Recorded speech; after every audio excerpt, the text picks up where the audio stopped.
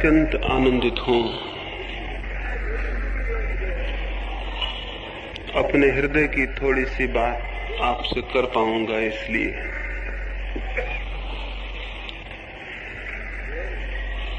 आनंद जितना बढ़ जाए उतना बढ़ जाता है।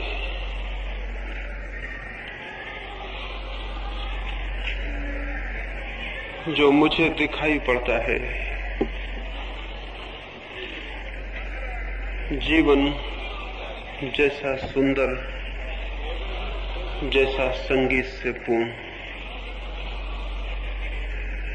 जैसा आह्लादकारी,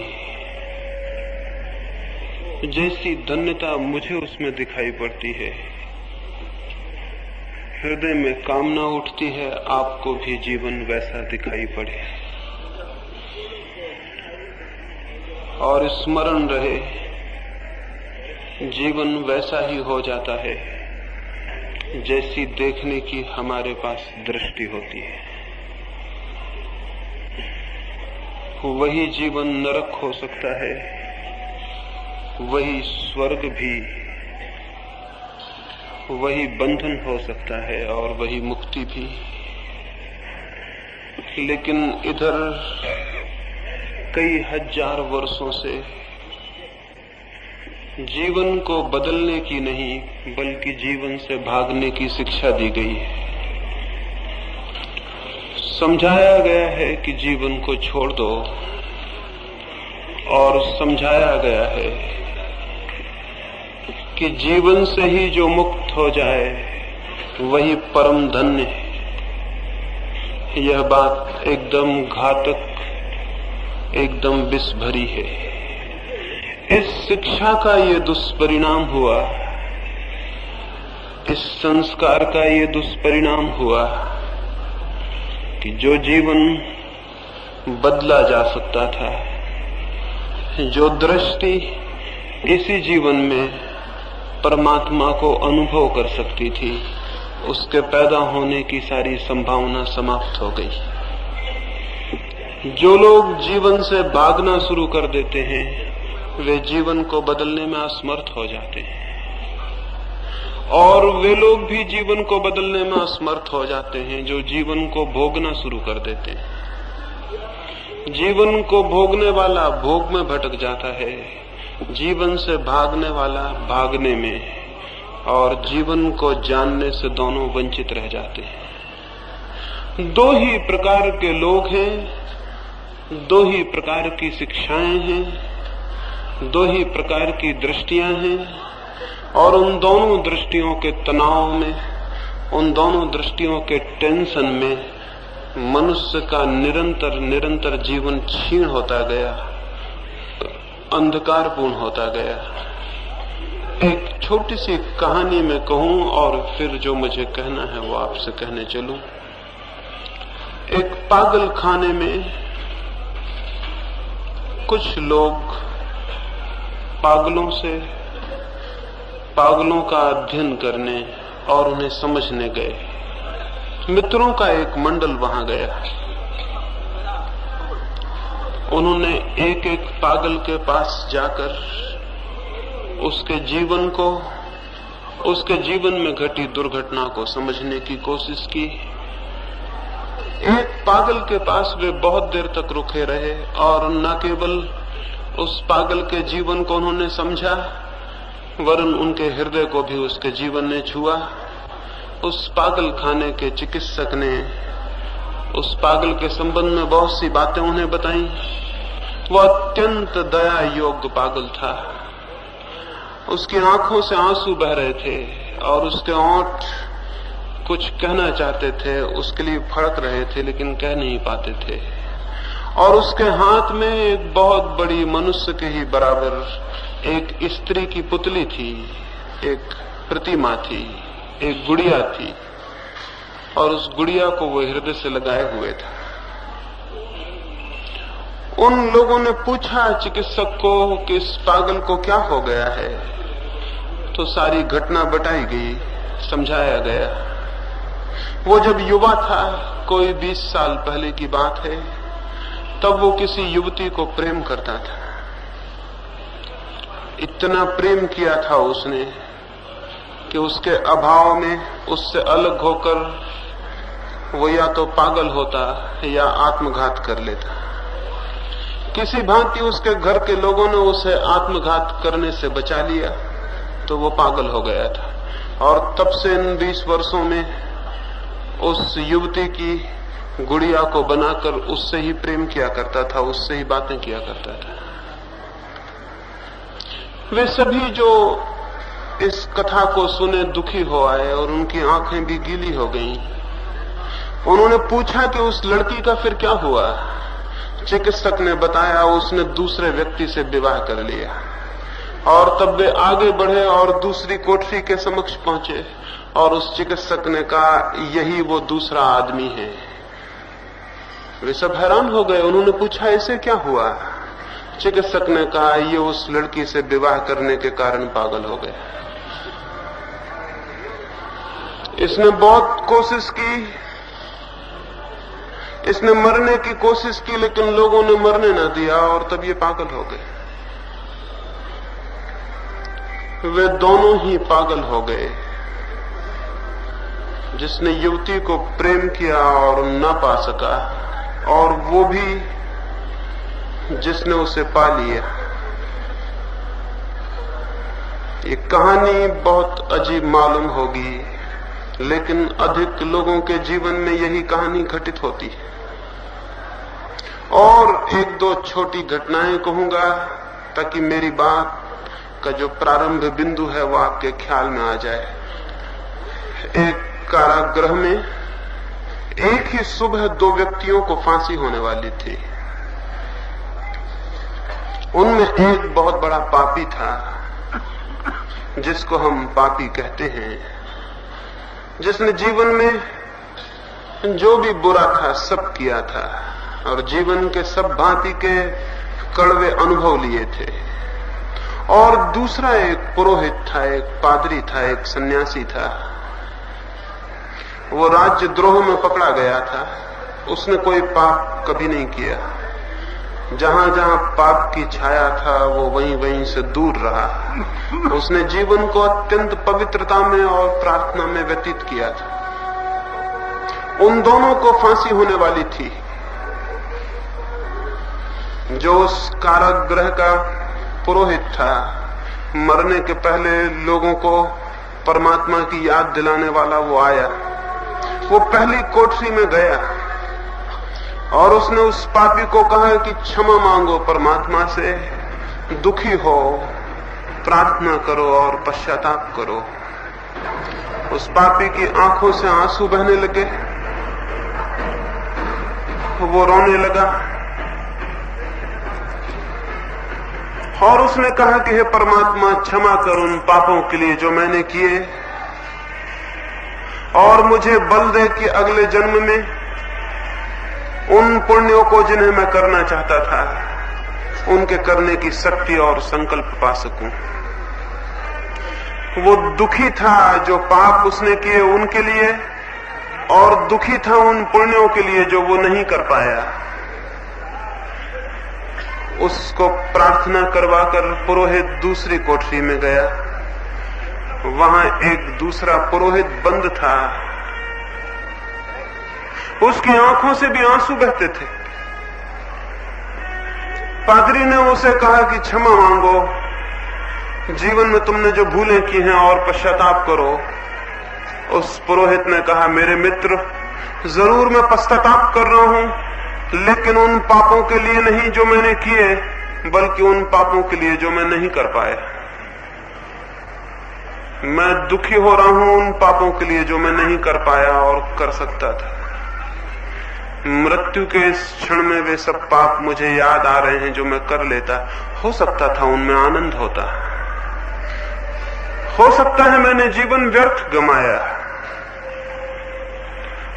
और उसने कहा कि मेरे मित्र, तुम अभी युवा हो और तुम भी उसी मार्ग पर हो जिस पर मैं गया।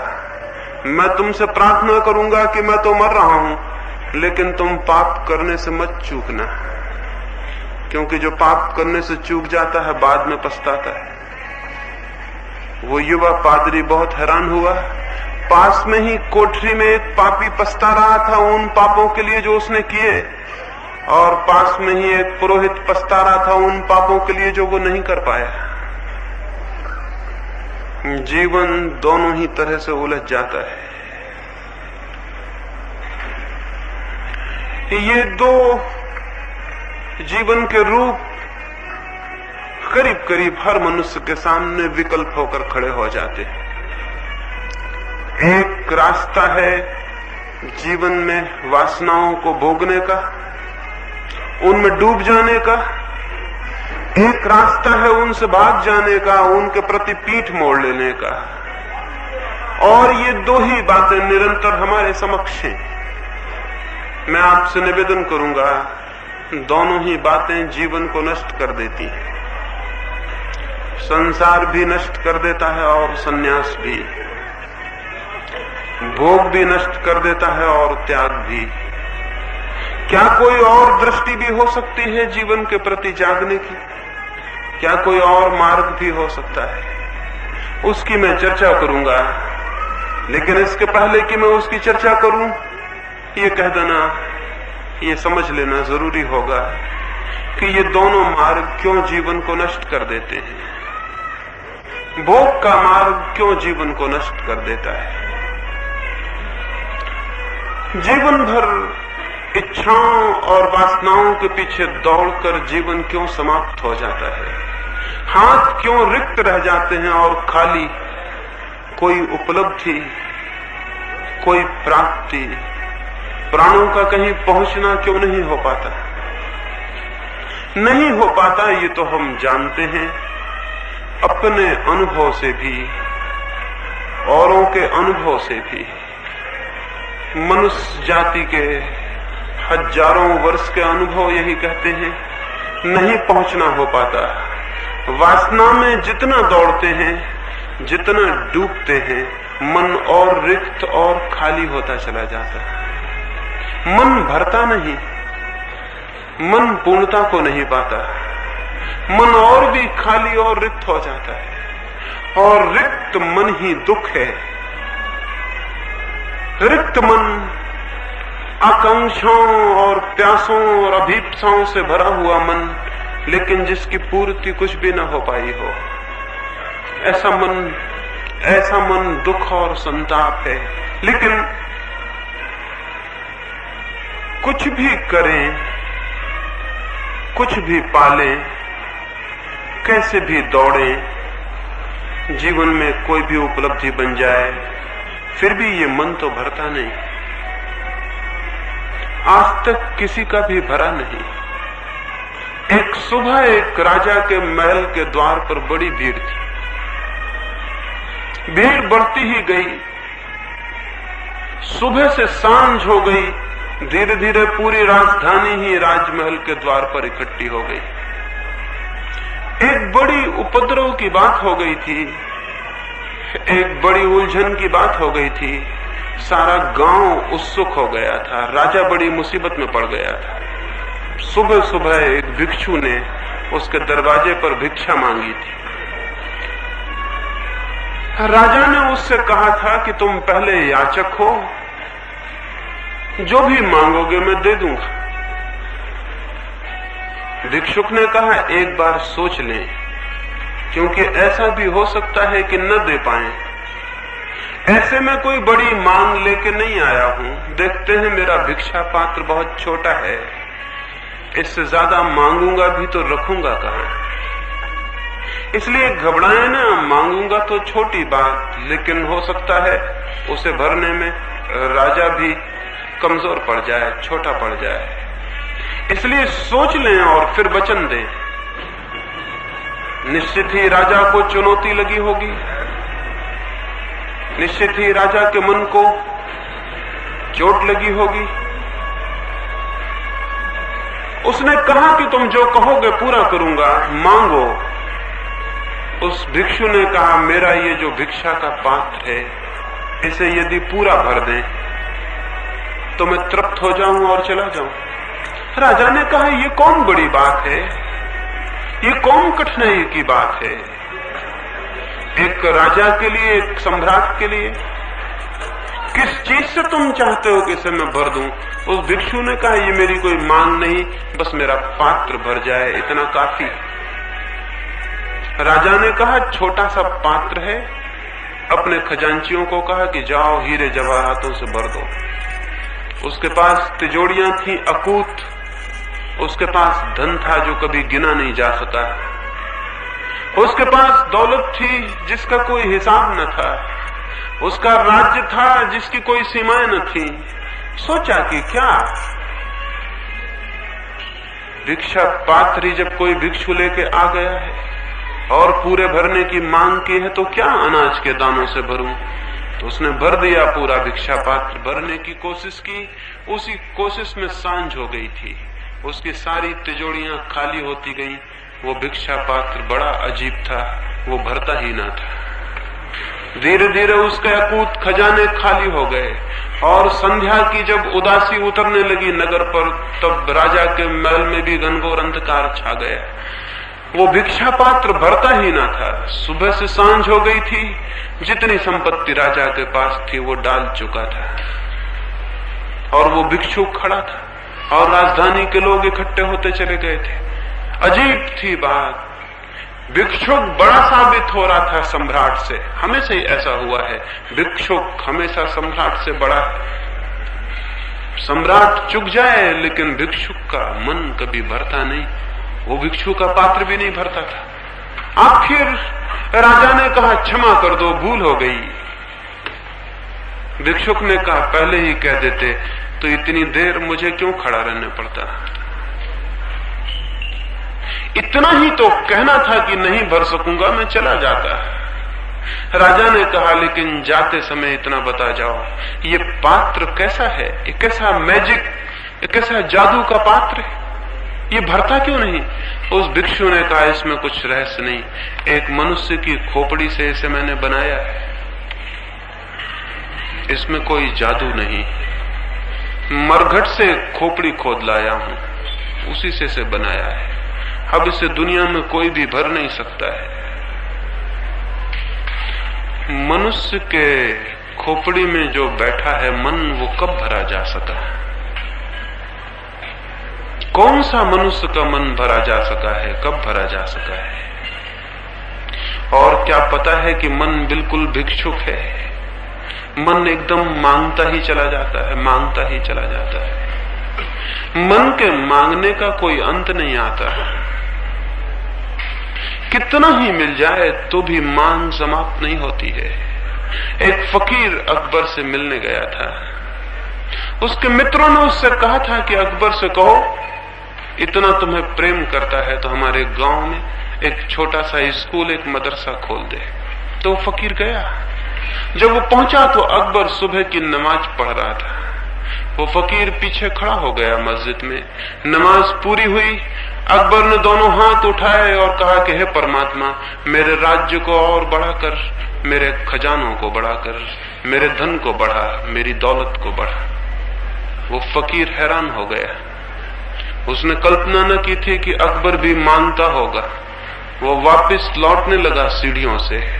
अकबर उठा तो उसने देखा, उसने चिल्लाया कि कैसे आए और कैसे वापस लौट चले। उस फकीर ने कहा, मैंने सोचा मैं बादशाह से मिलने जाता हूं, पाया यहां भी एक फकीर बैठा है और जो खुद ही मांगता है उसको और मैं मांग के लज्जित करूं तो शोभा नहीं देता। तो तुम जिससे मांगते थे, अगर मांगना ही होगा तो हम भी उसी से मांग लेंगे, लेकिन अब तुमको बीच में लेने का कोई भी कारण नहीं है।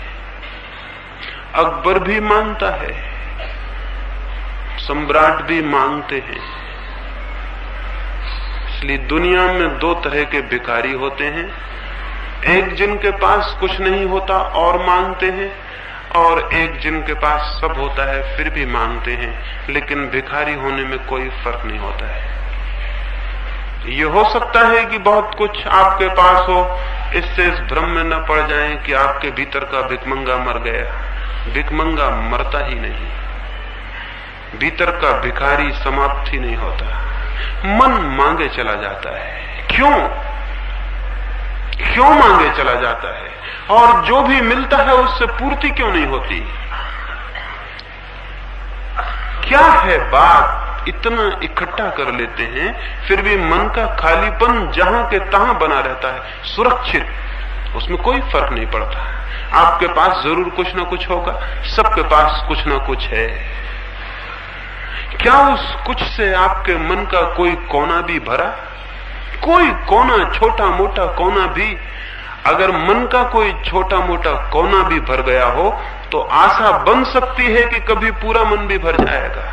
लेकिन अगर मन का कोई कोना भी नहीं भरता, जो भी हम इकट्ठा कर लेते हैं उससे मन की इंच भर जमीन भी नहीं भरती, तो फिर हम कितना ही इकट्ठा कर लें उससे मन नहीं भर सकेगा। जरूर कोई बात है जहां हम इकट्ठा करते हैं और जहां मन की रिक्तता है, ये कोई दो तल पर होगी, इन दोनों के तल अलग होंगे। इसलिए हम एक तरफ इकट्ठा भी करते चले जाते हैं, दूसरी तरफ मन खाली का खाली भी रहा आता है। शायद हम जो भी इकट्ठा करते हैं वो मन में पहुंचता ही नहीं, इसके अतिरिक्त और कोई अर्थ नहीं हो सकता। जो हम इकट्ठा करते हैं वो मन में पहुंचता ही नहीं, पहुंचेगा भी कैसे? जो भी हम इकट्ठा करते हैं वो बाहर है और मन भीतर है, और जो भी हम इकट्ठा करते हैं वो बाहर है और मन भीतर है। भीतर और बाहर का संबंध ही क्या, भीतर और बाहर का जोड़ ही क्या? ऐसे ही है जैसे मेरा घर खाली हो, मैं पड़ोस के घर में सामान इकट्ठा करता रहूं, तो मेरा घर इससे कैसे भर जाएगा? हाँ, पड़ोस का घर भर जाएगा, लेकिन मैं तो खाली रहूंगा। मन है खाली, जो खाली है वो भीतर है, और जो भराव की सारी चेष्टा है वो बाहर है। बाहर और भीतर का कहीं कोई मेल नहीं होता। बाहर चीजें इकट्ठी होती चली जाती हैं, भीतर दरिद्रता सुरक्षित बनी रहती है। इसीलिए तो कितना ही धन हो, दरिद्रता नहीं मिटती, पॉवर्टी नहीं मिटती, भिखमंगापन नहीं मिटता। किसी का नहीं मिटा, सिकंदर का नहीं मिट सकता, नेपोलियन का नहीं मिट सकता, स्टालिन या हिटलर का नहीं मिट सकता, हेनरी फोर्ड या कार्नेगी का या किसी और का नहीं मिट सकता। कितना ही धन हो, कार्नेगी मरता था तब उसके पास 4 अरब रुपए थे, लेकिन मरते वक्त बहुत उदास था। और किसी मित्र ने पूछा कि इतने उदास हो, तुम तो प्रसन्नता से मरो, कम से कम तुमने तो बहुत इकट्ठा किया। कार्नेगी ने कहा, सब योजनाएं असफल हो गईं, मेरे इरादे 10 अरब इकट्ठा करने के थे और केवल 4 ही मैं इकट्ठा कर पाया।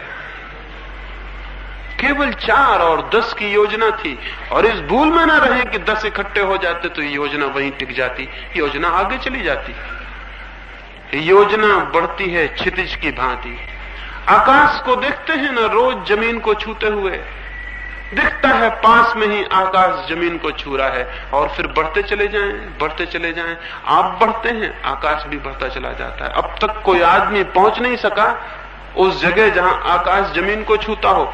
असल में आकाश जमीन को कहीं छूते ही नहीं, सिर्फ दिखाई पड़ता है, और दिखाई इसलिए पड़ता है कि आंखें हमारी कमजोर हैं।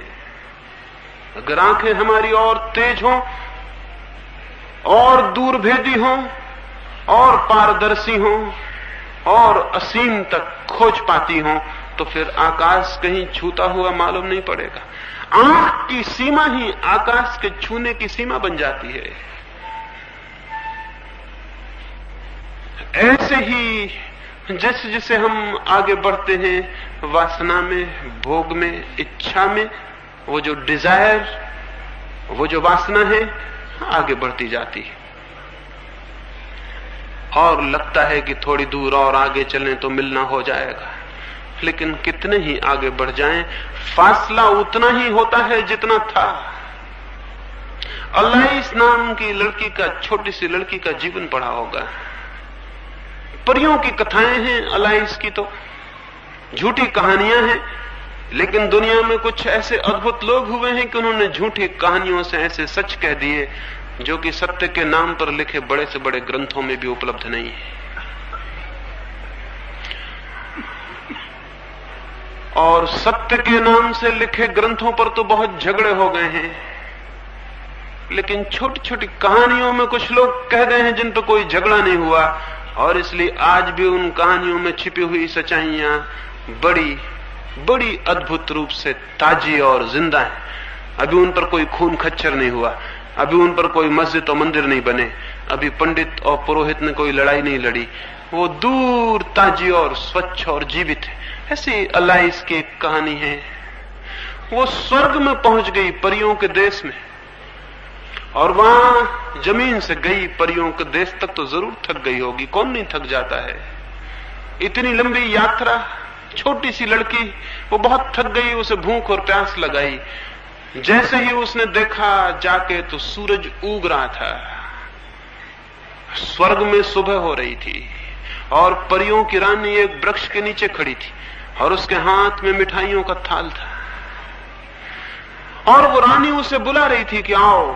वो पास ही एक दरख्त की छाया में खड़ी दिखाई पड़ रही थी। अलाइस ने दौड़ना शुरू किया, वो दौड़ने लगी तेजी से, भूख थी तेज, प्यास थी गहरी, दौड़ना था जरूरी, थकी थी फिर भी दौड़ी, क्योंकि नहीं तो फिर प्यास और भूख कैसे मिटेगी। प्रलोभन था तीव्र, सामने ही वो रानी बुलाती थी।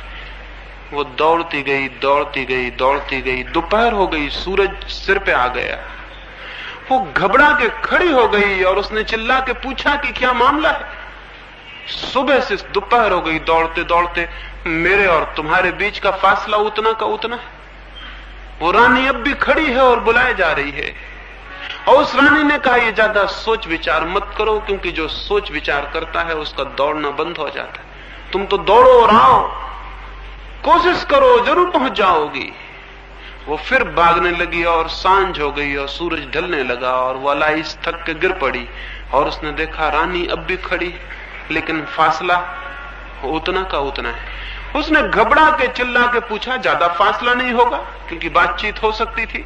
उसने चिल्ला के पूछा कि कैसी दुनिया है तुम्हारी, सुबह से सांझ हो गई, दौड़ते दौड़ते यहाँ फासले समाप्त नहीं होते, ये कैसे रास्ते हैं तुम्हारी दुनिया के कि कहीं पहुंचाते नहीं। उस रानी ने कहा, पागल, किसी दुनिया में कोई रास्ता कहीं नहीं पहुंचाता है, और तुम्हारी दुनिया में भी दौड़ना होता है, फासले समाप्त नहीं होते। जैसी तुम्हारी दुनिया है वैसी ये दुनिया है, इस दुनिया में भी कोई फासला समाप्त नहीं होता है। दौड़े कितना ही, जहां जन्म के समय पाया था अतृप्त और खाली, मरने के समय वहीं पाएंगे अतृप्त और खाली। मरने के और जन्म के बिंदु में कोई फर्क नहीं होता, चित्त वहीं के वहीं होता है। तो बाकी जीवन की दौड़ कहां विलीन हो जाती है? विलीन हो जाती है एक ऐसे काम में जो बिल्कुल एब्सर्ड है, जो बिल्कुल मूढ़तापूर्ण है। मन है भीतर, दौड़ चलती बाहर, रिक्तता है भीतर, एम्प्टीनेस है भीतर, भरते हैं बाहर, सीधा अंधापन है। फिर क्या करें? भीतर कैसे भरें? भीतर कैसे रिक्तता से मुक्ति हो जाए और भीतर एक फुलफिलमेंट, एक पूर्णता, एक परितृप्ति, एक भराव उपलब्ध हो कि भीतर कोई कोना भी रोता हुआ और प्यासा और भूखा न रह जाए, भीतर सब तृप्त हो जाए। ये कैसे हो? इस ख्याल में कि बाहर की कोई कोशिश सफल नहीं होती, कुछ लोग बाहर से भागना शुरू कर देते हैं। स्वभावतः सीधा गणित यही कहता है कि अगर बाहर की दौड़ से कुछ नहीं होता तो भागो बाहर से। लेकिन आपको क्या पता है, बाहर से भागेंगे तो भी भीतर नहीं पहुंच सकते। बाहर से भागना भी बाहर ही भागना है। कोई आदमी धन इकट्ठा करने को दौड़ता हो, दूसरा आदमी धन को त्याग करने के पीछे लग जाए, दोनों हालत में दोनों व्यक्ति बाहर ही होते हैं। धन को इकट्ठा करने वाला भी, धन को छोड़ने वाला भी, क्योंकि धन बाहर है और दोनों की दृष्टि बाहर होती है। तथाकथित संसारी बाहर होता है, सन्यासी भी बाहर होता है। सन्यासी उल्टा खड़ा हुआ है संसारी से, लेकिन भीतर नहीं है। एक आदमी अपने मकान के बाहर सीधा खड़ा हुआ है, दूसरा आदमी शीर्षासन कर रहा है, मकान के बाहर ही खड़ा हुआ है। लेकिन इससे वे कोई भीतर नहीं पहुंच जाता। उल्टा खड़ा हुआ आदमी भी बाहर ही होता है, सीधा खड़ा हुआ आदमी भी बाहर होता है, भीतर इससे कोई पहुंचता नहीं। सन्यास, तथाकथित सन्यास, एक प्रतिक्रिया है, एक रिएक्शन है। बाहर सुख नहीं मिलता, बाहर की खोज से कुछ होता नहीं, इसलिए बाहर को छोड़ने के लिए दौड़ने लगो। लेकिन दौड़ोगे कहां? ठीक उल्टी दौड़ शुरू हो जाएगी। कोई स्त्री के पीछे भागता है, कोई स्त्री से दूर भागता है, लेकिन जो स्त्री के पीछे भागता है वो भी स्त्री का चिंतन करता है, और जो स्त्री से दूर भागता है वो भी स्त्री का चिंतन करता है। दोनों के चित्त स्त्री में अटके होते हैं, और स्त्री हो तो पुरुष में अटके होते हैं, धन में अटके होते हैं, यश में अटके होते हैं। और जो इस दुनिया के यश और धन से भागने लगता है, इससे उल्टा जाने लगता है, इससे दूर हटने लगता है, पलायनवादी हो जाता है, एस्केप करने लगता है, उसका चित्त किसी परलोक में सुखों की कामना करने लगता है।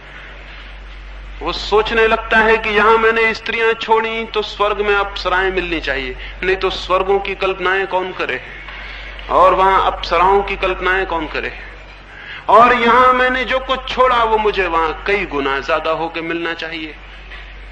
इसलिए उसकी कल्पनाएं, उसकी वासनाएं किसी दूरगामी लोक पर स्थिर हो जाती, लेकिन इससे कोई अंतर नहीं पड़ता। स्वर्ग की खोज भी बाहर है, परलोक की खोज भी बाहर है, और इसलिए न संसारी का मन भरता है और न सन्यासी का मन भरता है। दोनों ही रिक्त और खाली रह जाते। फिर संसारी जिस जिस बात को भोगता है, निरंतर खोजता है जिन जिन वासनाओं को, जितनी उन वासनाओं की पटरी पर उसकी दौड़ होती है, उतनी ही वासनाएं और गहरी और प्रगाढ़ हो जाती। जिन जिन रास्तों से हम बार बार गुजरते हैं वे रास्ते मजबूत हो जाते हैं, वे रास्ते हमारे जीवन के सहज मार्ग हो जाते हैं। फिर उन्हीं रास्तों पर हमें दौड़ना पड़ता है, फिर उन्हीं रास्तों पर हम रोज रोज पुनरुक्त होते हैं, रोज उन्हीं को रिपीट करते हैं, वो और गहरे होते चले जाते हैं। धीरे धीरे जीवन जड़ लीकों पर दौड़ती हुई मशीनों की भांति हो जाता है। विलियम जेम्स एक होटल में बैठा हुआ था एक बार अमेरिका की, सामने से एक रिटायर्ड सेना से अवकाश प्राप्त एक वृद्ध जनरल निकल रहा था। वो अपने सिर पे कुछ सामान लिए हुए था। विलियम जेम्स अपने मित्र से बातें करता था, बातें करते करते उसे मजाक सूझी और उसने जोर से चिल्ला के कहा, अटेंशन। वो जो बाहर सैनिक जा रहा था अपने सिर पर बोझ लिए, वो एकदम से अटेंशन खड़ा हो गया, उसका बोझ नीचे गिर पड़ा। 2 साल हो चुके थे उसे नौकरी छोड़े हुए, लेकिन दिमाग ने एक लीक पकड़ ली थी। अटेंशन सुनते ही लीक काम कर गई, जड़ की तरह वो खड़ा हो गया। सामान उसका नीचे गिर पड़ा, उसमें बोतलें थी दवा की, वो टूट गई, उसमें कुछ और सामान था वो फूट गया। उसने आके जेम्स को कहा कि ये कैसा मजाक करते। जेम्स ने कहा कि मैं तो अटेंशन कह रहा था, आपका इससे क्या संबंध। उस आदमी ने कहा, जीवन भर इस एक शब्द के ही केंद्र पर मैं घूमा, यद्यपि मुक्त हो गया मिलिट्री से, लेकिन चित्त ने लीकें बना ली, रास्ते बना लिए, उन्हीं पर जड़ होकर घूमता हूं। मुझे तो अगर मैं मर भी जाऊं और कोई कह दे अटेंशन, तो मैं अटेंशन खड़ा हो जाऊंगा। उसने कहा कि मैं अगर मर भी जाऊं और कोई जोर से कह दे अटेंशन, तो मैं एकदम अटेंशन खड़ा हो जाऊंगा। मेरे बस के ही बाहर है मामला। चित्त जिस चीज को पुनरुक्त करता है, उसी चीज में गहरे से गहरे उसकी जकड़ होती चली जाती है। वासनाओं के पीछे चलने से वासनाएं मिटती नहीं, वासनाएं और गहरी और तीव्र और घनीभूत हो जाती। इसीलिए बच्चे से कहीं बूढ़ा ज्यादा वासना युक्त होता है। बच्चे में वासनाएं शुरू होती हैं, बूढ़े में जड़ हो गई होती हैं। इसलिए तो बच्चे में एक भोलापन है जो बूढ़े में विलीन हो जाता है। उसके चित्त की सब ताजगी विलीन हो जाती है, सब चीजें जड़ हो जाती हैं।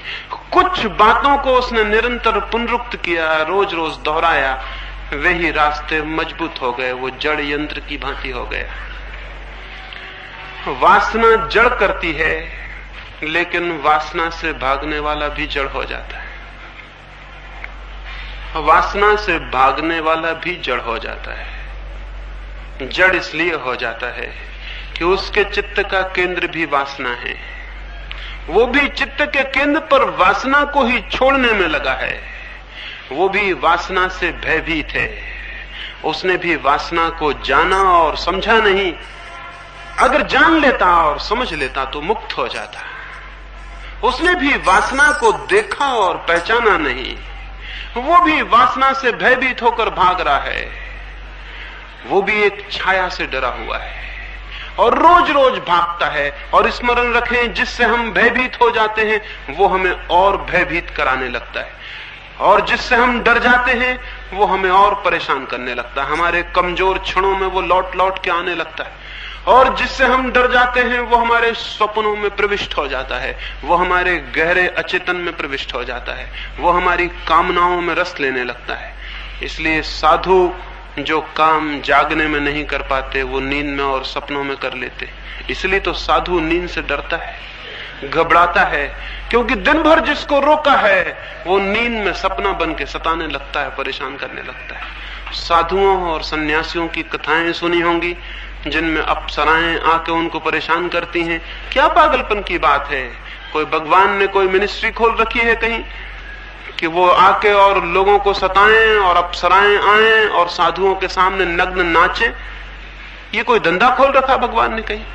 लेकिन साधुओं की ही दमित वासनाएं, खुद को निरंतर किसी वासना को जबरदस्ती दबाया हो तो वही वासना किसी कमजोर क्षण में साकार खड़ी हो जाती है सामने। कोई और कहीं से आने वाला नहीं है। लेकिन जिस चीज से डर के हमने आंखें बंद की हैं, स्मरण रखें, वो आंखें बंद करने से पीछा नहीं छोड़ देगी, वो और भीतर प्रविष्ट हो जाएगी, और भीतर प्रविष्ट हो जाएगी। आप जितनी आंख बंद करते चले जाएंगे वो उतनी और प्राणों में धंसती चली जाएगी, और एक दिन आप पाएंगे कि वासना ही आपकी आत्मा बन गई। जो जितना दमन करेगा वासना का, वासना उसके भीतर प्रविष्ट होती चली जाएगी। एक कथा मैंने सुनी है कि इंद्र ने, वही कथा है, वही उसी मिनिस्ट्री की जिसकी मैंने बात की, वो इंद्र के हाथ में है कई हजारों सालों से। इंद्र को यही धंधा सौंपा हुआ है कि वो साधु सन्यासियों को अप्सराएं भेज भेज के डिगाता रहे।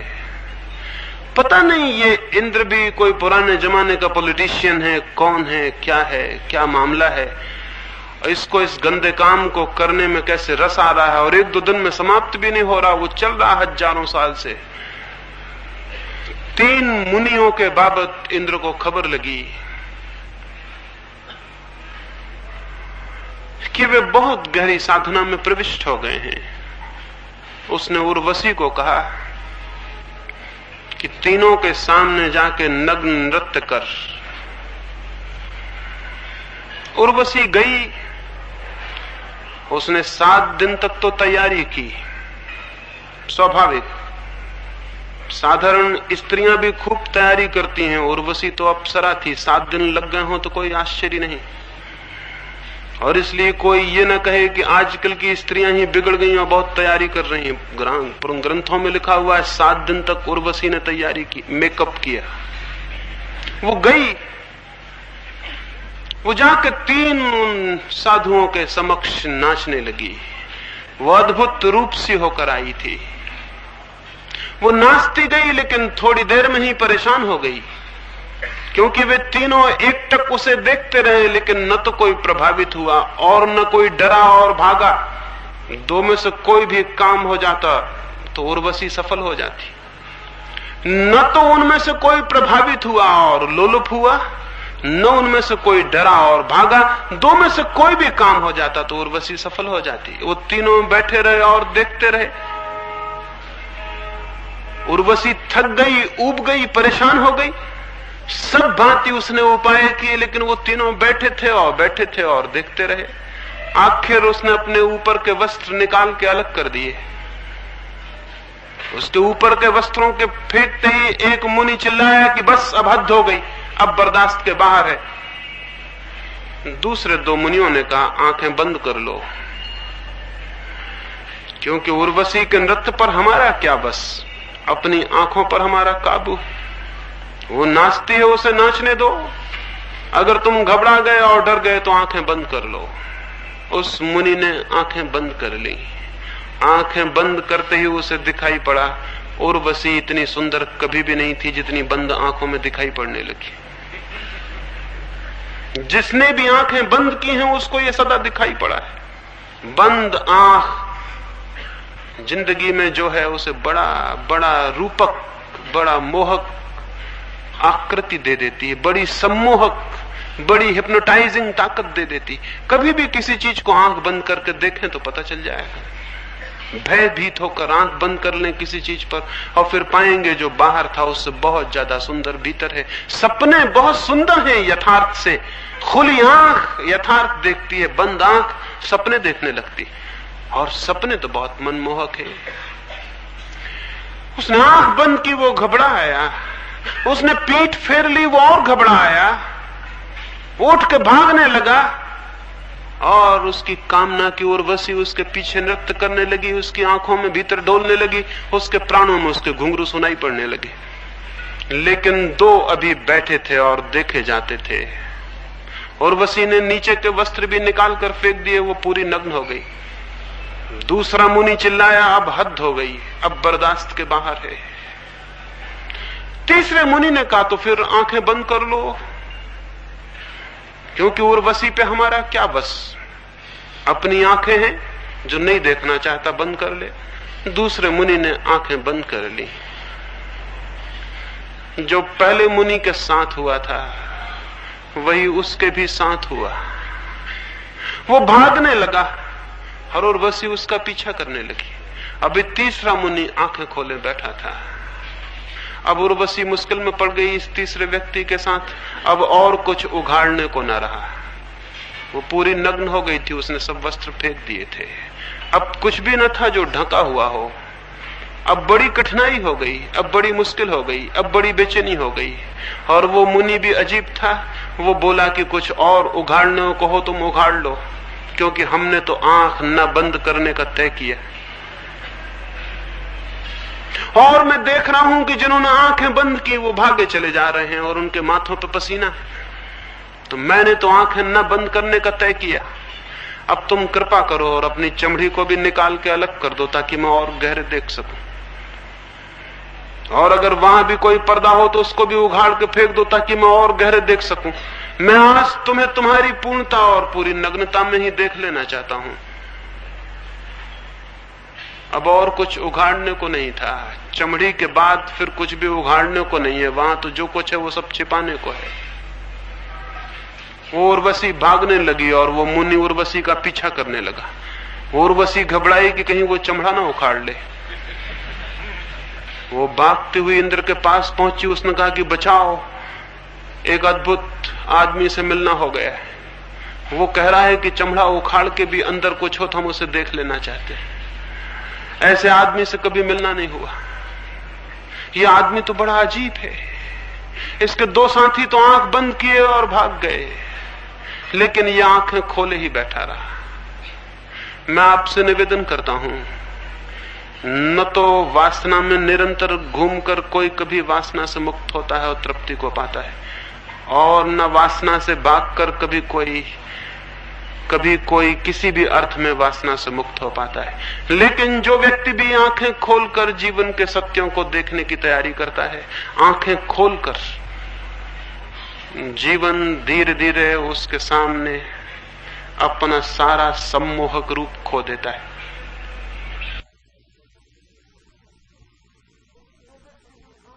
जो व्यक्ति भी आंखें खोलकर जीवन को देखने का साहस करता है, उस व्यक्ति के समक्ष जीवन का सारा रहस्य उद्घाटित हो जाता है।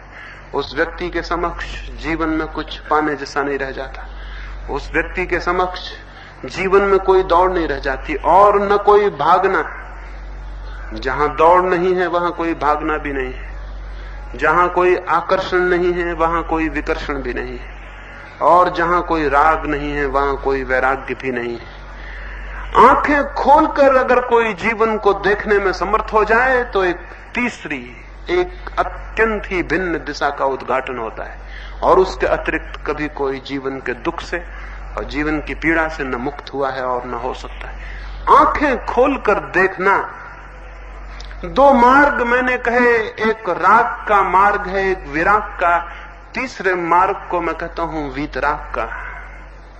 आंखें खोलकर देखना। जीवन मिला है, जीवन एक अद्भुत खोज है, एक अद्भुत लोक है जिसमें हम जागें और खोजें और देखें और स्मरण रखें। जिस चीज को भी पूरा पूरा देख लेंगे उससे ही मुक्त हो जाएंगे। जहां हम पूरा नहीं देख पाते वहीं रस सरकता रह जाता है, और जहां जहां निषेध हो वहां वहां रस और भी पैदा हो जाता है। यहां इस दरवाजे पर हम लिख के टांग दें कि भीतर झांकना मना है, फिर यहां से निकलने वाला कोई भी इतना शक्तिशाली नहीं हो सकता कि बिना भीतर झांके की आकांक्षा लिए निकल जाए। बहुत कम लोग ही होंगे जो यहां से बिना झांके निकल जाएं, और निकल भी जाएंगे तो पछताएंगे। पीछे लौट के देखने के मन में आकांक्षा जगी रहेगी। मन सहज ही उत्सुक हो जाता है जहां निषेध। इसलिए जिसने भी अपने मन के ऊपर निषेध किया वो अपने हाथ से एक उपद्रव में पड़ जाएगा और पीड़ा भोगेगा। निषेध न करें, लेकिन इसका क्या यह अर्थ है कि भोग करें?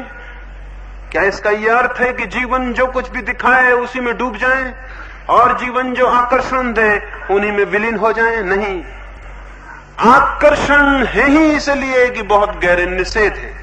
अगर चित्त पर कोई निषेध न हो तो आप हैरान हो जाएंगे, चित्त पर कोई आकर्षण भी नहीं रह जाता है। और अगर फिर भी मालूम पड़े कोई आकर्षण तो उस आकर्षण से भागे ना, उस आकर्षण से पीठ न मोड़े, क्योंकि जिसने पीठ मोड़ी आकर्षण उसका पीछा करेगा। अगर कोई आकर्षण दिखाई पड़े तो फिर पूरी सजगता को लेकर उस आकर्षण को जानने ही चले जाएं। पूरी खुली आंख से उस आकर्षण के पर्दों को गिरने दें, उसके एक एक वस्त्र को गिरने दें, और खोजें वहां तक जहां तक की हड्डी और मांस न आ जाएं, और जहां सारा आकर्षण विलीन न हो जाए। अगर पैनी और खोजने वाली आंखें हों तो दुनिया में कोई आकर्षण ऐसा नहीं है जो राग सिद्ध न हो। लेकिन हम आंख बंद कर लेते हैं, या तो हम मोह में आंख बंद कर लेते हैं, या हम द्वेष में आंख बंद कर लेते हैं। या तो हम आंख बंद कर लेते हैं तीव्र आकर्षण में, और या हम आंख बंद कर लेते हैं तीव्र विकर्षण में। दोनों हालतों में आंखें बंद हो जाती हैं, और बंद आंखें जीवन में सारे दुख का कारण है। कैसे आंख खोली जा सके, जीवन के सत्यों के प्रति कैसी आंख खोली जा सके? पहली बात, पहला सूत्र हमेशा स्मरण रखें, अगर दूसरे की शिक्षाओं को पकड़ के आपने जीवन में खोज की, आपकी आंख कभी नहीं खुल सकेगी। आपकी आंख कभी नहीं खुल सकेगी, क्योंकि जीवन के तथ्यों को आप किन्हीं सिद्धांतों की आड़ से देखना शुरू कर देंगे, और तभी निष्पक्ष ना हो पाएंगे। अगर आप क्रोध को देखने गए, हजारों साल से सिखाया गया है क्रोध बुरा है। अगर आप सेक्स को देखने गए, सिखाया गया है सेक्स बुरा है। अगर इस बुरेपन के भाव को लेकर गए तो आप देख ना पाएंगे, क्योंकि देखने के लिए अत्यंत निष्पक्ष, अनप्रेजुडिस्ड, बिल्कुल तटस्थ मन चाहिए, और ये मन तो पक्षपात से भरा हो गया। और जहां पक्षपात है वहां देखना असंभव है।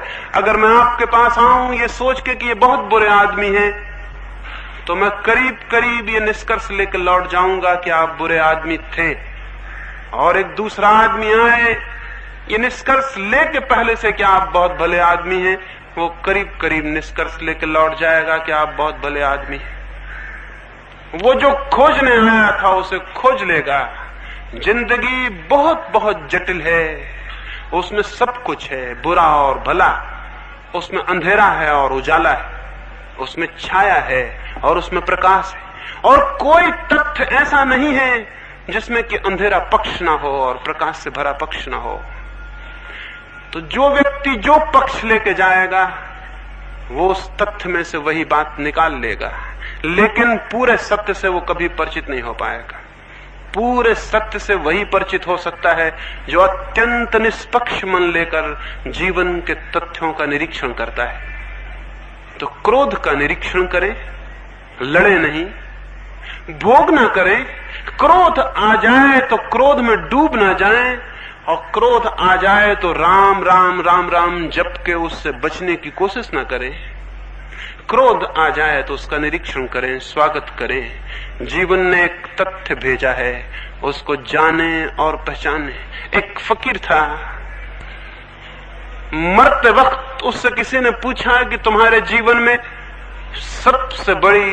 सबसे बड़ी कौन सी घटना घटी?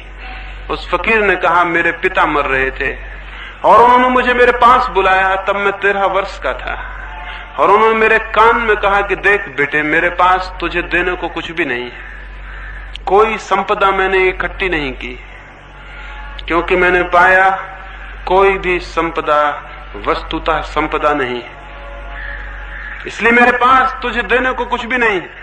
लेकिन फिर भी एक बात जिसके द्वारा मैं धीरे धीरे फकीर रहते हुए भी बादशाह हो गया, एक बात जिसके द्वारा मेरे पास कुछ भी नहीं था फिर भी सब कुछ था, एक बात कि जिससे मेरे लिए और मेरे पीछे और मुझे देखकर बादशाहों को भी ईर्ष्या जगने लगी, वो बात मैं तुझसे कह दूं, शायद तुझे स्मरण रह जाए, शायद कभी तेरे बेवक्त काम आ जाए।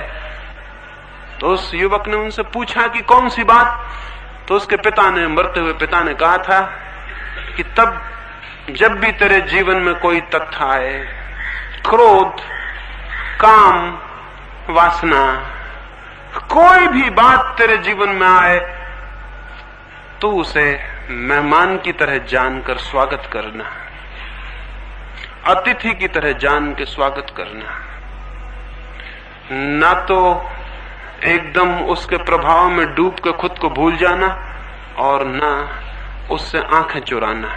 स्वागत करना घर आए अतिथि का अत्यंत प्रेम से, और निरीक्षण करना बहुत गहरा, क्या क्या उसमें छिपा है। उस युवक ने जीवन भर इसका प्रयोग किया। मरते समय वो भी अपने मित्रों से कह सका कि अगर मुझे ये सूत्र न मिला होता तो मेरा जीवन पानी में खींची गई लकीरों की भांति व्यर्थ हो जाता, लेकिन मैंने जीवन के एक एक तथ्य का अत्यंत धैर्यपूर्वक स्वागत किया, निरीक्षण किया, ऑब्जर्वेशन किया, देखा, और मैं हैरान हो गया। मैंने पाया कि उन सभी तथ्यों के निरीक्षण करते ही करते उन तथ्यों में जो भी अशुभ था वो विलीन हो गया और जो शुभ था वो शेष रह गया। क्रोध के भीतर भी कुछ है, क्रोध के भीतर भी कुछ है जो बच जाए, क्रोध के भीतर भी कुछ है जो बच ही जाना चाहिए। जिस व्यक्ति में क्रोध ना हो उसमें कोई तेज ही नहीं होता, उसमें कोई तेजस्विता नहीं होती, उसके भीतर कोई पोटेंसी नहीं होती, वो नपुंसक होता है, इम्पोटेंट होता है, उसके भीतर कोई बल नहीं होता, उसके भीतर कोई ओज नहीं होता। क्रोध में भी कुछ है, लेकिन जिसके भीतर क्रोध होता है हम देखते हैं वो तो नरक हो गया, हम देखते हैं वो तो आग में जल रहा है और तड़फ रहा है।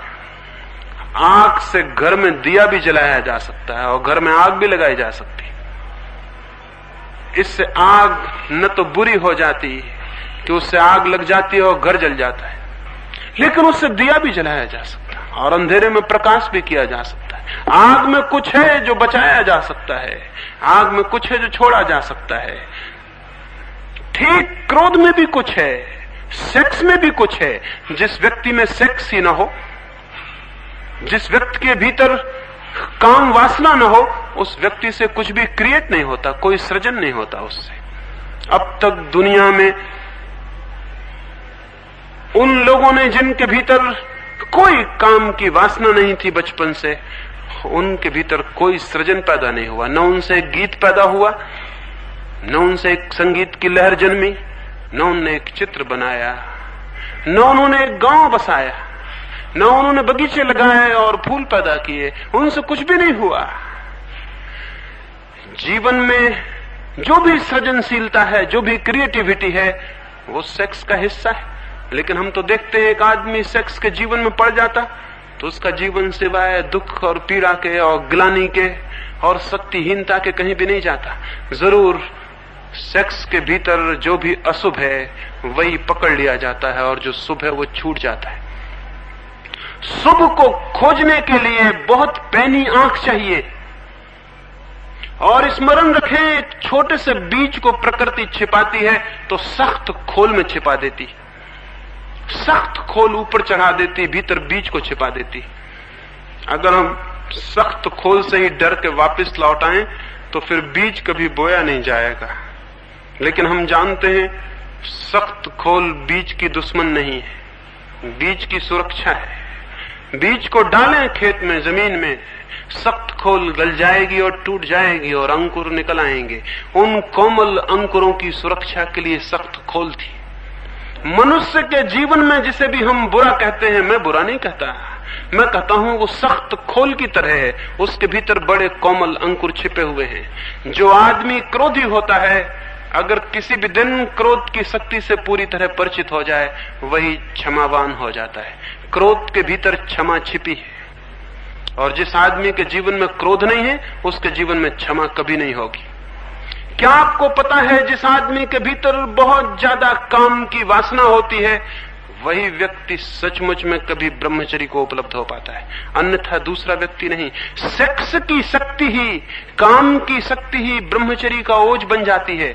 जैसे किसी घर के बाहर हम खाद को इकट्ठा कर दें, गंदगी को इकट्ठा कर दें, तो बास दुर्गंध फैलना शुरू हो जाएगी। वहां जीना और रहना कठिन हो जाए, वहां श्वास लेना मुश्किल हो जाए। लेकिन जो जानता है वो उस खाद को बगिया में डाल देता है और बीज बो देता है, और बीजों से पौधे निकलते हैं और फूल आते हैं, और उन फूलों में जो सुगंध है वो उसी खाद से खिंच के निकलती है। वो उसी का ट्रांसफॉर्मेशन है, वो उसी का रूपांतरण है। खाद के दुश्मन न बन जाएं, खाद के उपयोग करने वाले बने, खाद के गुलाम न बन जाएं, खाद के मालिक बने। जीवन में जो भी वासनाएं हैं वे सारी की सारी वासनाएं खाद बन सकती हैं आत्मा के फूलों के लिए, लेकिन जो उनसे लड़ता है वो कैसे उन्हें खाद बना पाएगा। और जो उनमें डूब जाता है वो दुर्गंध में डूब जाता है, और जो उनसे भागता है वो सुगंध से वंचित रह जाता है। समझ लें, फिर से दोहराता हूं, जो खाद में डूब जाता है वो दुर्गंध में डूब जाता है, और जो खाद से भागने लगता है वो सुगंध से वंचित रह जाता है। जो खाद का उपयोग करता है और खाद को रूपांतरित करता है वो दुर्गंध से मुक्त होता है और सुगंध को उपलब्ध होता है। जीवन का भी सूत्र यही है। जीवन में जो भी है परमात्मा के जीवन में, वो जो भी मिला है प्रकृति से, वो सब छिपा हुआ सौभाग्य है।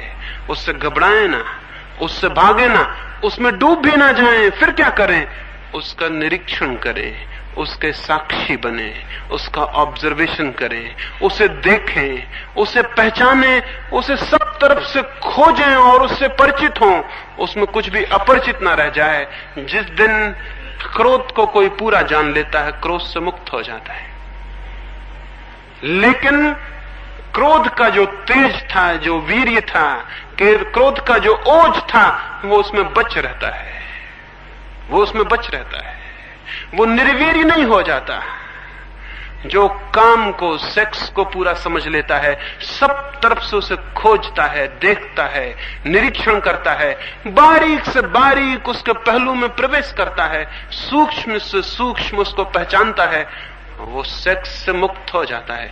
उसी के भीतर ब्रह्मचर्य का जन्म होता है, उसी के भीतर वो सारी शक्ति दिव्य ऊर्जा में बदल जाती है। तो मैं आपसे निवेदन करूं, तीसरा है मार्ग, न तो भोग का, न दमन का, वरन रूपांतरण का, ट्रांसफॉर्मेशन का।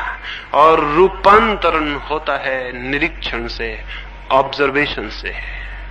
क्या आपको ख्याल है, क्या आपको पता है कि जैसे ही हम चीजों को देखना शुरू करते हैं एक बुनियादी अंतर शुरू हो जाता है, जीवन में एक बुनियादी अंतर शुरू हो जाता है। क्या यह संभव है कि एक मकान में आप हों और आपको दिखाई पड़ता हो कि सामने दरवाजा है, फिर भी क्या आप दीवार से निकल सकेंगे? नहीं निकल सकेंगे। दरवाजा जिसे दिखाई पड़ता है वो दीवार से कैसे निकलेगा? वो तो दरवाजे से निकल जाता है, दीवार से नहीं निकलता। अगर कोई दीवार से टकराता हो तो जानना चाहिए उसकी आंख खुली हुई नहीं है, इसलिए टकराता है। जीवन में जो भी अनीति है वो आंख के बंद होने के कारण है। दुनिया में कोई बुरा आदमी नहीं है, दुनिया में कोई भला आदमी नहीं है। दुनिया में ऐसे लोग हैं जिनकी आंखें बंद हैं और ऐसे लोग हैं जिनकी आंखें खुली हैं। खुली आंखों वाले लोग हैं और बंद आंखों वाले लोग हैं।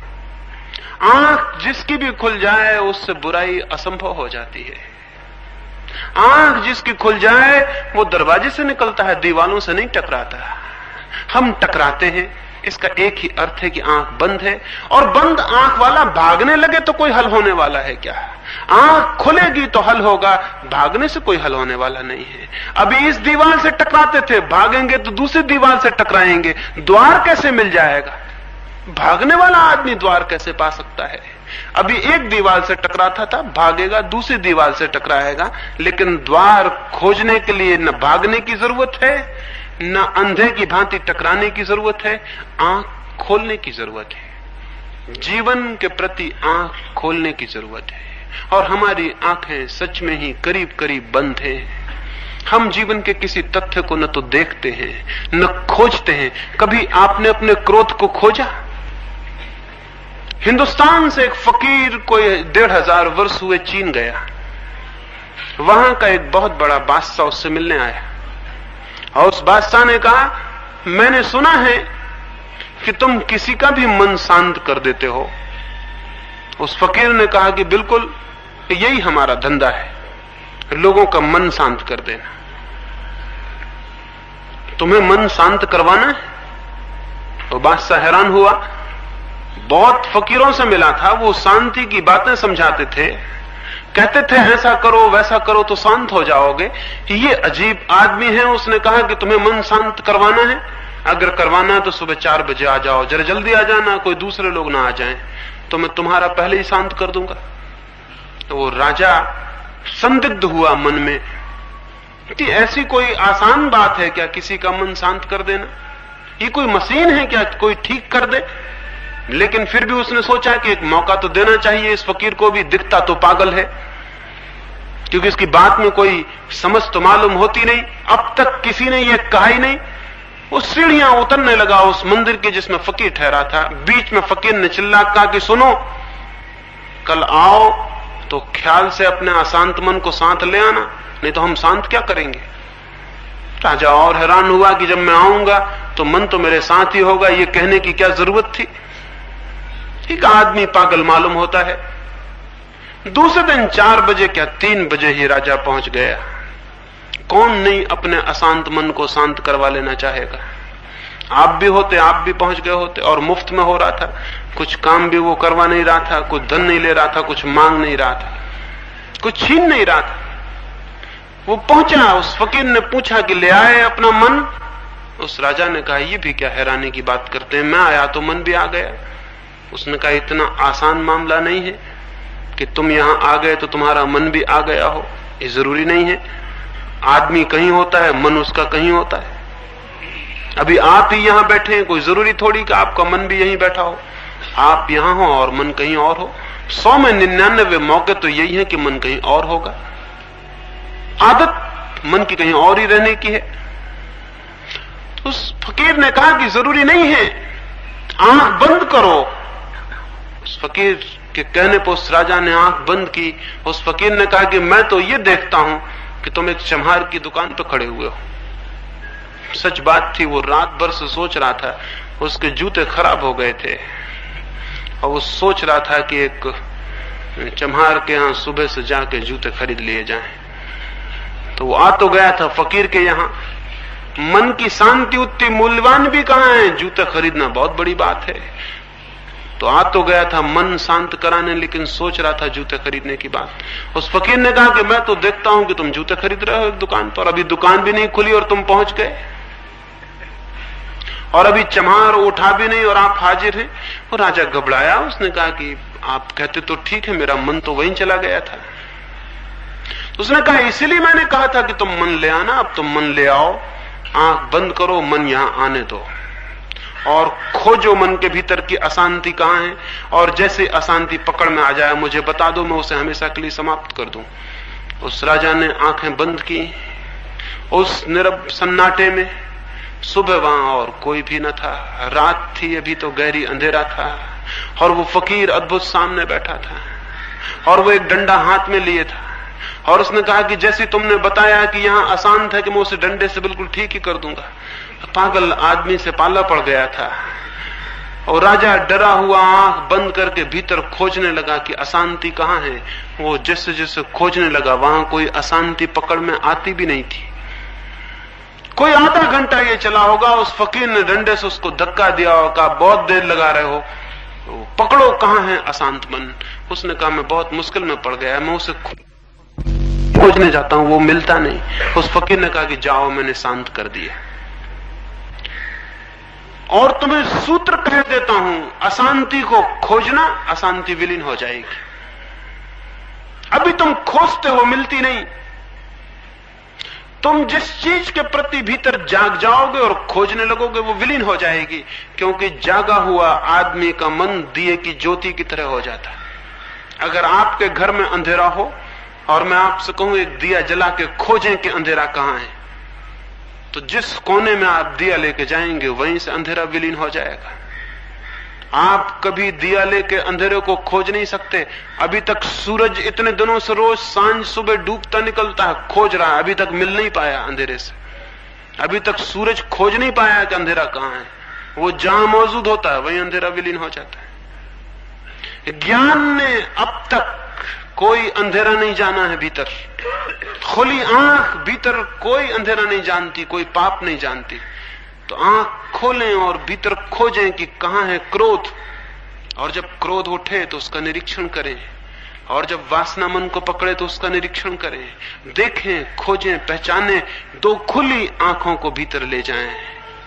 हमारी आंखें सारी दुनिया को देखती हैं, पड़ोसी को देखती हैं, दूर दुनिया में रहने वाले आदमी को देखती हैं, लेकिन खुद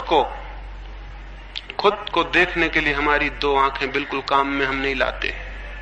सारी दुनिया को देखना चाहते हैं, सारी दुनिया के आलोचक बनना चाहते हैं। आलोचक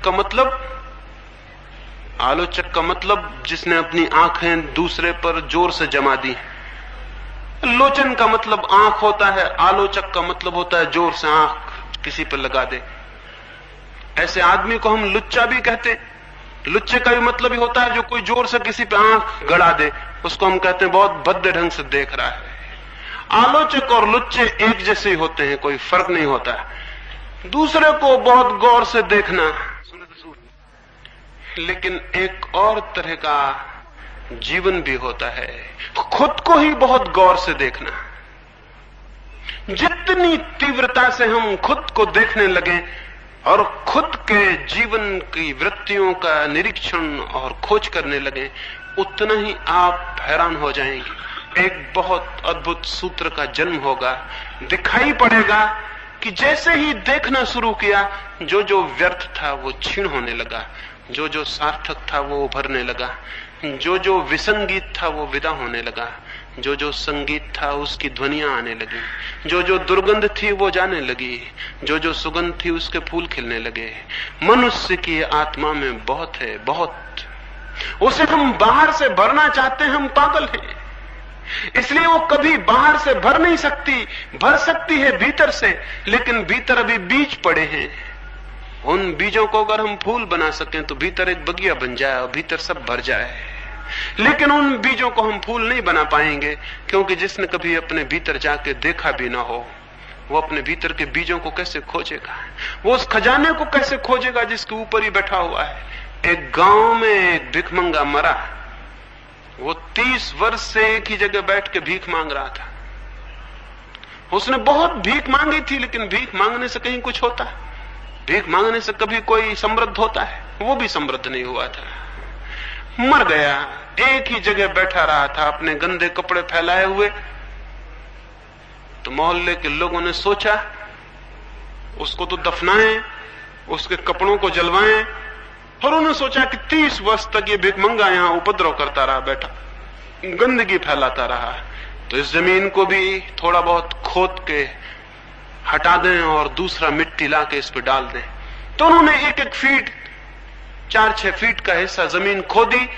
खोदते ही वो हैरान रह गए, उस 1 फीट नीचे ही बहुत बड़ा खजाना गड़ा हुआ था, और वो भिखमंगा 30 साल उसी खजाने पे बैठा हुआ भीख मांगता रहा, लेकिन उसने कभी जमीन ही न खोदी जिस पे वो बैठा हुआ था। और हम में से भी मुश्किल से कभी कोई उस जमीन को खोदता है जिस पे हम बैठे हुए हैं, और वहां निश्चित खजाने हैं। उन्हीं खजानों को तो कोई क्राइस्ट पा लेता है, कोई मोहम्मद, कोई कृष्ण, कोई राम, कोई बुद्ध, कोई महावीर। उसी खजाने को पाके नाच उठता है आनंद से, समृद्ध हो जाता है, मालिक हो जाता है।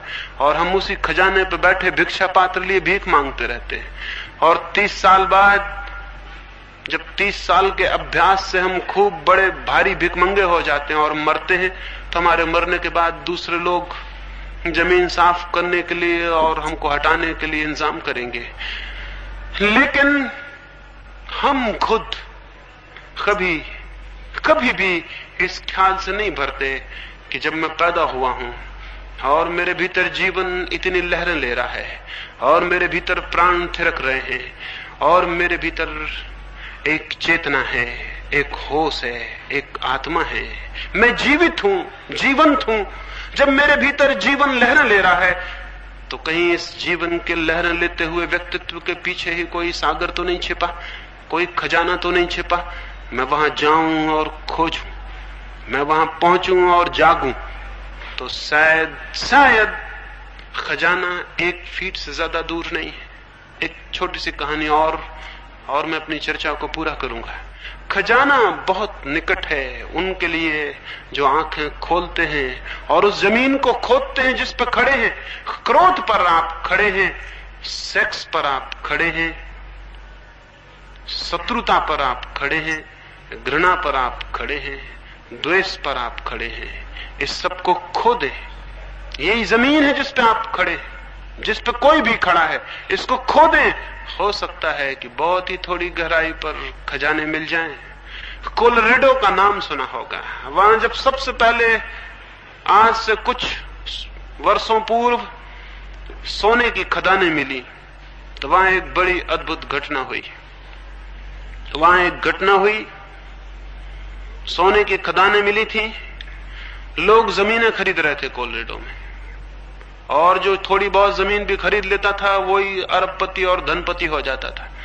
ऐसा सोना उगल रही थी जमीन।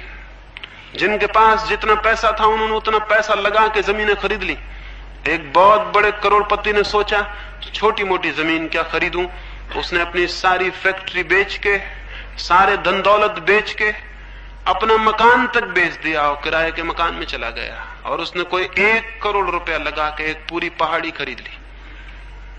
उस पहाड़ी पर उसने बड़े बड़े खोदने के यंत्र ले गया और खुदाई शुरू हुई, और दुर्भाग्य भी शुरू हुआ। खुदाई होती गई, पत्थरों के सिवा वह उस पहाड़ी पर कुछ भी हाथ न लगा। आसपास ही लोगों ने छोटे छोटे खेत खरीद लिए थे और उन खेतों में सोना मिला था, और उस पहाड़ी पर कुछ भी नहीं था। वो पहाड़ी बिल्कुल खाली मालूम होती थी। घबराहट फैल जानी स्वाभाविक थी। उसके परिवार के लोग तो मूर्छित होने लगे और उन्होंने कहा कि क्या पागलपन किया। चलती रोजी थी, कमाई अच्छी थी, वो सब बर्बाद हो गई। और एक पत्थर का पहाड़ खरीद लिया उस आदमी ने, लेकिन साहस न खोया, और वो खुदाई करता ही गया और करता ही गया। लेकिन सारे घर के लोग उसे पागल कहने लगे। घर में खाने पीने तक की मुश्किल खड़ी हो गई। उस पहाड़ से कुछ भी नहीं निकल रहा था सिवाय पत्थरों के। मजदूरों को पैसा चुकाना भी मुश्किल हो गया था, और जो यंत्र पहाड़ पे चढ़ाए थे उन्हें उतारने के लायक पैसे भी उनके पास नहीं रहे थे। उसने विज्ञापन किया कि मैं अपने पूरे पहाड़ को मैं यंत्रों के बेचना चाहता हूं, और उसने 2 करोड़ रुपया दाम रखा। उसके घर के लोगों ने, उसके मित्रों ने कहा कि तुम क्या पागल हुए हो, तुम्हारे दुर्भाग्य और दुर्घटना की खबर सारे मुल्क में पहुंच गई, कौन इसे खरीदेगा। अब मुश्किल है कि कोई पागल इस चक्कर में फंस जाए जिसमें तुम फंसे। उस आदमी ने कहा, ऐसा मत सोचो, मुझसे भी बड़ा कोई पागल हो सकता है। और एक आदमी मिल गया जो उसे 2 करोड़ में खरीदने को राजी हो गए। उसके घर के लोगों ने कहा कि तुम आंखें रहते हुए क्या अंधापन कर रहे हो, एक आदमी डूब के टकरा के मर गया उसी पहाड़ से और तुम भी वही कर रहे हो। उस आदमी ने कहा, हो सकता है एक ही हाथ खोदूं और सोने की खदान आ जाए। जहां तक खोदा गया वहां तक सोना नहीं है, ये जाहिर है, लेकिन उसके आगे नहीं है, ये किसने कहा। निश्चित ही लोगों ने कहा, तुम्हारा दिमाग खराब है, अपने हाथ से मुश्किल में पड़ते हो। उसने वो पहाड़ खरीद लिया और आश्चर्य की बात है, 1 ही फीट के बाद खदान शुरू हो गई।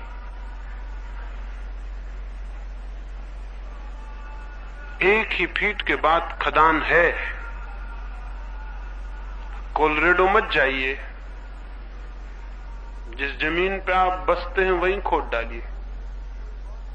और उस खदान को खोदने के लिए कोई बहुत बड़े मशीन और उपकरण की जरूरत नहीं, सिर्फ निरीक्षण का उपकरण चाहिए, सिर्फ देखने वाली आंखें चाहिए, खोजने वाली आंखें चाहिए, इंक्वायरी करने वाली, ऑब्जर्व करने वाली, निरीक्षण करने वाली चित्त की दशा चाहिए। तो अपने निरीक्षक हो जाएं, अपने साक्षी हो जाएं और देखें, और डरे ना, घबराएं ना, आंख बंद ना करें। आंख बंद करने वाले धर्मों ने ही मनुष्य को धर्म से वंचित किया है। एक ऐसे धर्म की दुनिया में जरूरत है जो खुली आंखों वाला हो, आंख बंद करने वाला नहीं। एक ऐसे धर्म की जरूरत है जो खुली आंख से जीवन को देखने के लिए समर्थ बनाए, साहसी बनाए, हिम्मत दे और कहे कि खोजो, हर एक व्यक्ति एक अद्भुत खदान है, लेकिन जो खोजता ही नहीं उसके हाथ में पत्थर के सिवाय कुछ भी नहीं पड़ता, और जो खोजता है उसे सोने की खदानें निश्चित उपलब्ध हो जाती हैं। अगर एक भी मनुष्य को मनुष्य जाति में कभी अपने भीतर स्वर्ण की खदानें मिली हैं तो हर एक दूसरे मनुष्य को मिल सकती हैं, क्योंकि कोई एक मनुष्य दूसरे मनुष्य से बहुत भिन्न नहीं है। हम अपने पाप में भी समान हैं, हम अपने भीतर परमात्मा में भी समान हैं। स्मरण रखें, हम अपने पापों में भी समान हैं तो हम अपने परमात्मा में भी समान होंगे। एक और छोटी कहानी में कहूं और फिर चर्चा पूरी करूं। एक चर्च में एक पादरी ने एक संध्या अपने सुनने वालों से कहा कि कुछ जरूरत पड़ गई है चर्च को, कुछ थोड़े से धन की जरूरत है और मैं चाहता हूं कि सब लोग कुछ दान करें। अभी जब सभा पूरी होगी तो मैं अपनी टोपी घुमाऊंगा तो हर कोई कुछ न कुछ दान हुए थे। एक ऐसा भी आदमी बैठा हुआ है जो किसी दूसरे की पराई की स्त्री से प्रेम करता है। उस स्त्री ने ही आके मुझे कहा है तो मैं उसे याद दिला दूं कि वो आदमी कम से कम $1 जरूर दे जाए, नहीं तो मैं सबके सामने उसका नाम खोल दूंगा। उस दिन उस टोपी में $19 पड़े और एक आदमी जिसने डॉलर नहीं डाला उसने थोड़े फुटकर पैसे डाले और साथ में चिट्ठी डाली, कृपा करके नाम न खोलिए, रात तक पूरे पैसे पहुंचा दूंगा। हम अपने पापों में समान हैं, अंधकार में समान हैं, लेकिन इससे घबराए ना। इससे ही सबूत मिलता है कि अगर हमारे भीतर परमात्मा भी होगा तो हम उसमें भी समान होंगे। और अगर कृष्ण के भीतर मिल जाता है और बुद्ध और महावीर के भीतर मिल जाता है तो घबराए ना। पापों में हम महावीर और बुद्ध के समान हैं तो परमात्मा में भी हम अन्य और भिन्न नहीं हो सकते, वहां भी हम समान होंगे, वहां भी हम समान हैं। सबके भीतर बैठा है कुछ जो आंखें खुलते ही उपलब्ध हो सकता है।